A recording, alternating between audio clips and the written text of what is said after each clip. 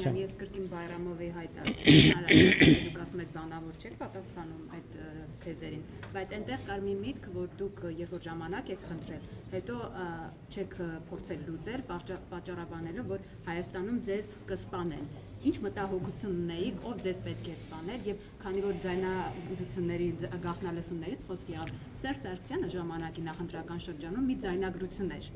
հրապարակել կրկին բանակցությունների հետ կապված։ Չմեջբեր եմ ինչ ձայնագրություն։ Այսինքն հիմա բանակցությունների ընթացքում դուք նման արտահայտություններ շատ եք անում, որ բանակցությունները փաստորեն միտեղ արդեն դուք ասել եք, որ խոստովանել եք այդ ձայնագրության մեջ, դուք խոստովանել եք, որ բանակցությունների ժամանակ դուք ձեզ կներեք գժի տեղ եք դնում, որպեսզի իրավիճակը փրկեք։ Հիմա Բայրամովն էլ այս մի հայտարարությունն է արել։ Հիմա ինչպես հասկանանք այս ամեն ինչը եւ արդյոք դուք բանակցություններում նման բան եք ասում։ Գիտեք, ինչ ես էլի եմ ասում, բանավոր ժանր նման բան եք ասում։ Գիտեք, ինչ ես էլի եմ ասում, բանավոր ժանրը ինքը շատ վտանգավոր ժանր, որտեղ բանավոր ժանր նույնիսկ հրապարակային տեսախցիկների առաջ արած հայտարարությունների վերաբերյալ հետո լինում են տարընթերցումներ։ Հետո պարզվում է, որ մի կողմը այլ բան է ասել, մյուս կողմը այլ բան է հասկացել, եւ հետեւաբար այդ ժանրը ես համարում եմ բացարձակապես անօգուտ։ Ես այն չեմ ասել, նա նենց է ասել, ինքը չնստած էր, բայց ես հիշում դու սուրճ էիր խմում, ես սուրճ, դա անօգուտ ժանր է։ Այսինքն դա բացարձակապես նախ ես կարող եմ ասել, որ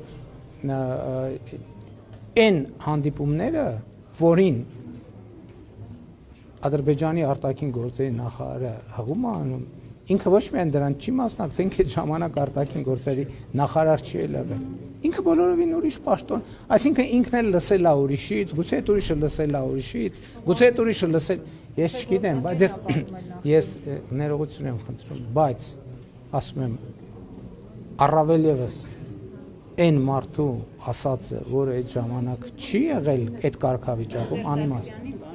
Սերժ Սարգսյանը ինչ։ Սերժ Սարգսյանի հրապարակած այդ ձայնագրությունը, այնտեղ էլ ձեր ձայնն է։ Ինչ է ձեր հարցը։ Որ այդպես որ բանակցությունները Ես այնտեղ խոսել եմ իմ թիմակիցների հետ, եւ դա եղել է ազատ ժանրի խոսակցություն, արտանին խոսակցություն, արտանին խոսակցության ժամանակ կարող են ձևակերպումները լինել ընդարձակ եւ ստեղծագործական։ Դա չի վերաբերվում միայն ինձ, դա վերաբերում է նաեւ ձեզ բոլորիդ։